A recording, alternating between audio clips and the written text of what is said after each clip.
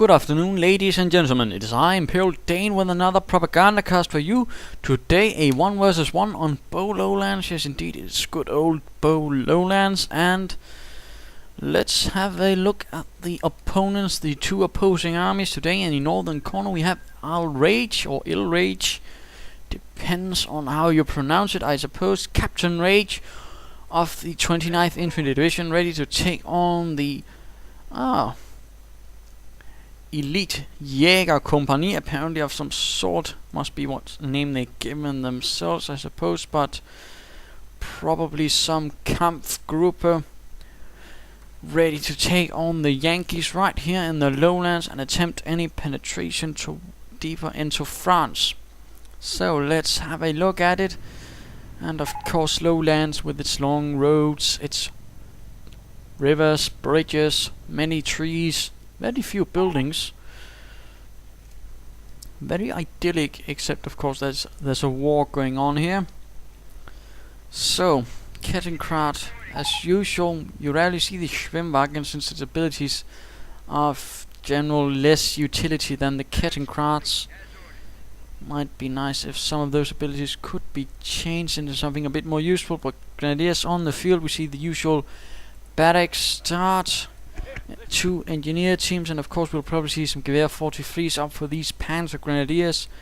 The Gewehr 43 being a semi-automatic rifle for the German army. It wasn't produced in that great numbers and was mostly equipped to reconnaissance units and snipers.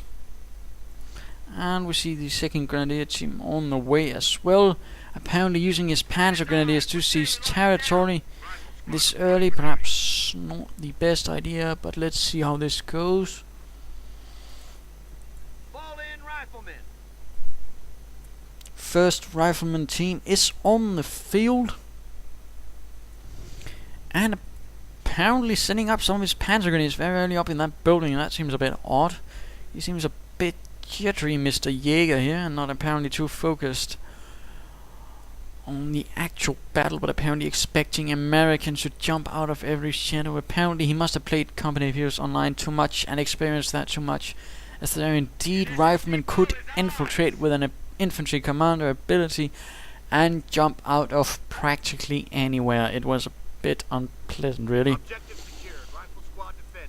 But riflemen focusing on the center area, crossing the bridge spanning the river Beaux, I suppose it'll be called, and going straight for this victory point, while the German Panzer Grenadiers are focusing very much on the west. Engineers finding themselves under Gewehr 43 fire and forced to retreat before all is lost. Kettenkrad going for the points here. Not much resistance offered. And sending out his third Panzer Grenadier team right here, apparently on a mission to seize territory. Of course, Panzer Grenadiers aren't really that good at it without the upgrade, and you're better off using a Kettenkrad, Schwimmwagen or a Scout car for this. But apparently he has other ideas, and now we see perhaps a pincer maneuver on these Panzer Grenadiers as riflemen are moving in from both sides. First Panzer Grenadiers are being engaged by these riflemen, and the Panzer Grenadiers under fire while seizing the point. Not a good idea. Will the Panzer Grenadiers actually use cover? It does not entirely look that. There we go. Behind some pine trees and overturned tree chunks. And riflemen moving in from the south as well, able to get a lot of firepower on these Panzer Grenadiers, in particular if the two rifleman teams do focus on one Panzer Grenadier team at a time. And looks like it. Indeed, one Panzer Grenadier has gone down to one man and forced to retreat, leaving behind only one Panzer Grenadier team, but a fourth one has moved in, and we see incendiary grenades being upgraded quite early for the Panzer Grenadiers. Awfully early, I'd say, and of course incendiary grenades aren't quite like actual grenades. They're better of denying your opponent cover or getting them out of buildings. They're not really there for you to just blow them up and hope for the best, at least in my opinion. Panzer Grenadiers still holding the line, but now a third rifleman team are on the way. It looks like the other team is dashing as fast as it can, while the first team is slowly getting reinforced. But now the Panzer Grenadiers are forced into a full rout, giving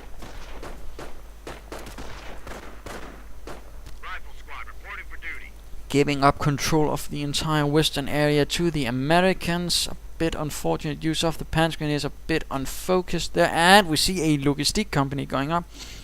While the Kettenkrad is securing the central point, these panzer grenadiers have apparently decided for a small stop, not moving ahead. Could be they of course are waiting for support.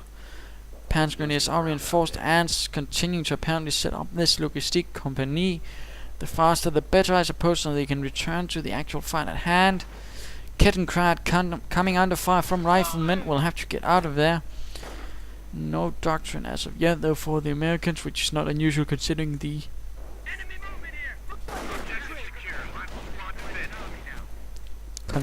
fact that it's 5 minutes into the match. Panzer grenadiers in behind some shrubbery, dropping off an incendiary grenade, doing a bit of damage, but the riflemen are of course quick to get out of there. So more of a waste for munitions, I feel, for the Panzer Elite commander. It's certainly more recommended, for example, a Kampfgruppe Company and getting a half track. Riflemen now moving in from the north as well.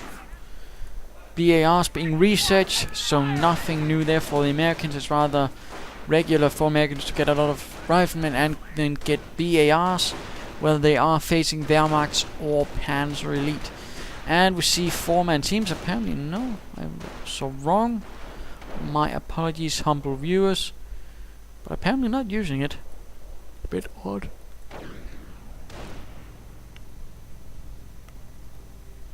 And the Panzer Grenadiers continuing to hunt down here. For some reason, the riflemen are of course outrunning them, so a better would have been used to actually perhaps try and capture some of this territory while it's needed before the Americans launch a counter-attack or do something else with it. Apparently they are moving in force towards the center. Might be setting up in a reserve position, ready to move wherever they are needed, or they might be trying to go through here and cut off the Americans from these points. And what is this? Goodness heavens, Mr. Rage has set up a machine gun emplacement, so he'll certainly be able to hold this point, since it'll be coming right there, and you're going to need to go into a much larger arc to avoid it right through here, or get a half track. We're losing ground out there. And we do see something being made in the logistic company, whether it be an upgrade or a unit, I can't say though. But Panzer Grenadiers are going here while the riflemen are moving in mass here alongside engineers with flamethrowers. Going to be quite the nasty assault force, and of course there's nothing really there to prevent them. Only a single Panzer Grenadier team trying to seize some territory, and engineers running at full speed through all of these troops here. Continuing to go for all of these strategic points. Might want to go through here and actually get some resources as well. And we see a scout car out with bits of gear being stowed away on it. So that's good. Forward supply lines are broken. And we see these Panzer Grenadiers coming under fire from the riflemen with the BARs. Will have to get into a slightly more secure position. The scout car will be able to help a bit, but it's not really the strongest combat unit, in particular since this turret is so slow to turn. Scout car knocking out one rifleman, taking a bit of fire from the BARs. Panzer Grenadiers first into a full retreat, and the scout car is getting out as well. Americans going straight for this strategic point, but apparently there was a misclick and they aren't actually taking it, so now coming under fire from the Panzer Grenadiers, getting right behind some of all these roots, trees and whatnot, while the Panzer Grenadiers are moving right out into the open, right into the middle of the road. This is bad, even if it is to drop out a incendiary grenade. It wasn't reason to get all of those troops right out into the road. But now they can focus a bit on these. The scout car also turning to seizing territory, while the Americans are seizing the entire western half. Not really looking good for the Panzer Elite, setting up a Panzer Support Command. And we have reports of a supply yard being completed in the American base camp, so that would be good for him. Lots of manpower, could certainly be using it for some more riflemen, engineers,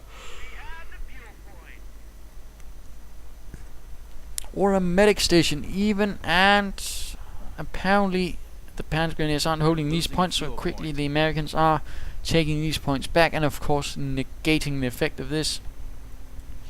Not entirely sure what he's going to do with all of these Panzer Grenadiers, but Panzer Support Command is up. 4-man teams have been made, and now he looks like he's making himself counter-attack, and we see the Funkwagen vampire half-track. Very odd choice since it really has no combat value. It can be used to spot enemies if deployed, but he didn't do that. He drove right into enemy territory. It can also be used to make Goliaths, and finally it can be used to siphon resources. Currently it's not really that good at it because the enemy can easily spot it, whereas with the next patch, once it siphons territory from enemy resources from enemy territory, it will be cloaked. So not entirely sure why I went for the Funkwagen at the moment. Apparently trying to siphon resources from this point, not how it works actually. You need to have it the more resources that pass through it, the territory it's siphoning, the more resources it can actually take. So for example, if it were to set up here, it would get some of the resources from here and here, or if it were to set up here, it would get resources from the entire this area in entirety. Rifleman moving for a sneaking flank attack. Panzer Grenadiers getting up into this building, but this is not a good building. Only one window to shoot out of. Again, you have to remember how many windows there are in the building you're occupying. If there's like only one on each side, then it's only really useful for Panzerschrecks and machine guns. If there are more than that, for example 3 or 4 on a side or something like that, well then you can actually stuff some infantry in it. Rifleman knocking out the Funkwagen. The Funkwagen was wasted away, I fear, and the Panzer Elite just seems unable in actually securing any sort of territory for any long length of time, since he then rushes his Panzer Grenadiers off to some other points or his Kettenkrans, and of course doesn't prepare for an American counterattack, meaning the American will just swoop in there, take it all without any resistance, and of course continually build up his forces. As now we're seeing a motor pool going up with a T-17 armored car, not really looking good. Engineers moving in, hunting down these Panzer Grenadiers with riflemen in tow. Certainly not going to look good for these Panzer Grenadiers if flamethrowers are in. And we see a light anti-tank half-track. Will it focus fire or will it just fire away? Apparently opting for the good old let's just fire away approach. Panzer Grenadiers suffering heavily, although a single rifleman does go down. Panzer Grenadiers forced onto the retreat. And now the anti-tank half-track is in a bit of spot of trouble. Does manage to kill one rifleman and send the rest into a retreat.